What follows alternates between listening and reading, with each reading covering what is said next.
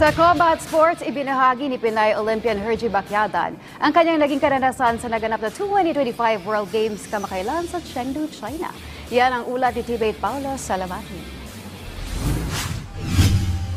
Puno pa rin ang pag-asa ang 30-year-old Pinay Olympian na si Hergy Bacyadan na makukuha niya rin balang araw ang inaasam na tagumpay at gintong medalya sa mga malalaking kompetisyon. Ito'y matapos kasi ang kanyang kabiguan sa naganap na 2025 World Games sa Chengdu, China, kung saan nagtamo siya ng isang controversial 4th place finish kontra kay Alexandra Kirstic ng Serbia sa women's K1-70 kg event. Matatandaan ding nabigo si Bacyadan na makakuha ng podium sa boxing event ng Paris Olympics noong nakarang taon. Dahil dito, ibinahagi ni Bacyadan sa PTV Sports na sa kabila ng kanyang pagkadismaya, gagamitin umano niya ito upang makabawi sa mga major competitions.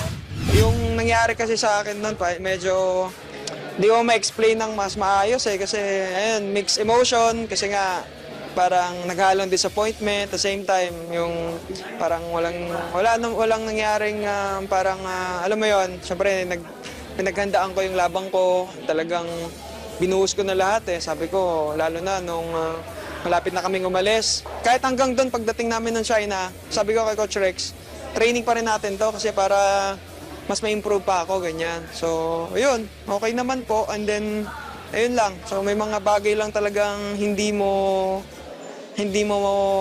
parang hindi mo pa talaga time ngayon. So, umaasa pa rin ako palagi. Kaya pagbalik ko dito, sabi ko instead na isipin ko yung ganong sitwasyon na nangyari, itawa na lang para at least kahit paano makarecover naman.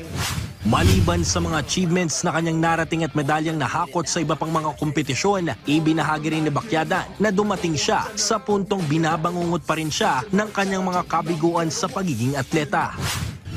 Sabi ko, bakit ganon? Sabi ko, daming tanong, ganyan. Dumating pa sa point na palagi kong napapanaginipan pa kasi lagi akong ginigising ni misis ko sa umaga, ganyan. Sabi niyo, yung sinasabi mo, ganyan, talunan ka, ganyan. So parang alam mo yun, kakaisip ko ng kakaisip. Then parang ayun, sabi ko, hindi ko pa talaga break. Then ganon talaga siguro, parang pag-athlete ka, lalo pag nakaramdam ka ng talo, na alam mong panalo ka, parang alam mo yun, bibit-bitin mo talaga. Sa kabila nito, masaya pa rin si Hergy sa pagtatapos ng kanyang kampanya sa World Games nang walang natamong injury. First of all, syempre, papasalamat pa rin ako kay Lord kasi grabe yung binigay sa akin pa rin na lakas and wala akong natanggap na kahit na anong injury sa katawan ko, physically, emotionally. Pero grabe yung pasalamat ko din syempre sa family ko, Bacyadan family, and sa aking misis syempre na nag-pray sa akin and sa kailian. And sa lahat ng mga SKP team, papasalamat ako dahil walang sawang sa suporta nila.